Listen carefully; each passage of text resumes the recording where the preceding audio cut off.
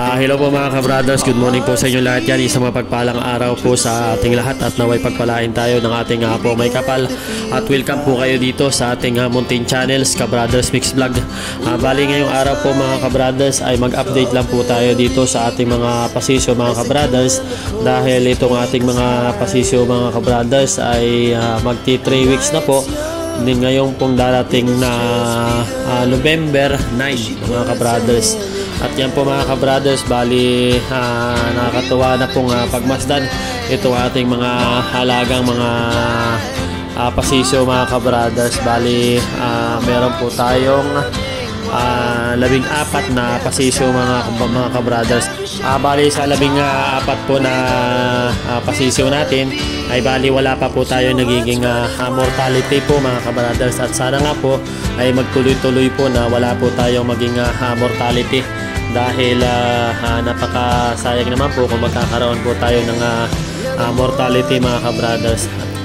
Bali 3 weeks na po sila mga ka-brothers at napapansin po natin na medyo sikip na po sila mga ka-brothers sa kanilang mga kulungan. At bali isang linggo na lang po yung ating iintayin at bali ilalabas na rin po natin sila at ililipat po natin sa medyo malaki-laking mga kulungan. Bali nakapag-prepare po tayo ng kanilang pwedeng paglagyan po sa labas na kulungan mga ka-brothers. Bali nilinisan na rin po natin at linisintik po natin ng sunrocks yung kanilang mga kulungan para kahit paano po ay iwas po tayo sa virus na dadapo po sa ating mga pasisyo mga ka-brothers. Bali binabaran po natin ang sunrocks at bali sinecure din po natin itong ating mga pasisyo dahil meron po ang umaaligid-aligid po dito na mabait po mga ka-brothers at hinahunting itong ating mga pasisyo. Dahil noong nakaraang pasisyo po natin ay bali may nanghahunting po dito sa ating mga pasisyo po mga ka-brothers. Bali tuwing gabi po ay bali sumasalakay po yung ating mabait na alaga dito na palaging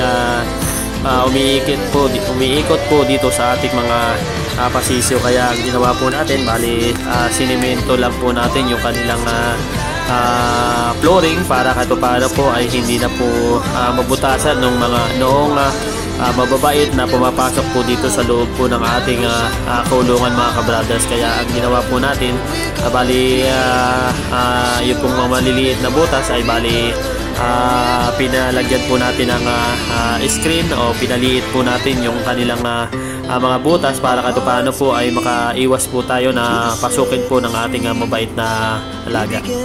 Bali sa darating po na Miyerkules ay siguro maililipat na rin po natin itong ating mga pasisyo sa kanilang medyo malaki-laking kulungan mga ka-brothers. Bali tsaga-tsaga lang po tayo mga ka-brothers sa ganitong sistema ng ating mga pasisyo na dito po natin sa kulungan po natin na pinalalaki dahil sa wala pa po tayong lugar or space na paglalagyan mga ka-brothers. Bali ginawan lang po natin ng paraan para kahit paano po ay masunod po natin yung ating gusto na makapag-alaga po ng mga pasisyo mga ka-brothers at makapag-share din po tayo kahit paano ng pwedeng maging materialis sa makakagusto po dito po sa ating mga pasisyo mga ka-brothers, dito po sa ating mga palahi na kanawayon po. Bali F2 na po ito mga ka-brothers dahil F1 lang po yung ating materialis at na-acquire lang po natin sa isang vlogger na nakapag-acquire po ng authentic na RRCN po mga ka-brothers. At yan po bali nagbe-breed na po tayo para kahit paano po ay makapag-share din po tayo balang araw at meron pong magkagusto dito po sa ating mga palahi mga ka-brothers. At bali yan po yung ating update po dito sa ating mga alagang mga pasisyo. Bali hanggang dito na lang po muna itong video ito at maraming salamat po sa lahat po ng mga nanood at nag-subscribe sa YouTube channel ko. At kung bago ka pa lamang po dito sa ating Mountain Channel, please paki-subscribe na lang po.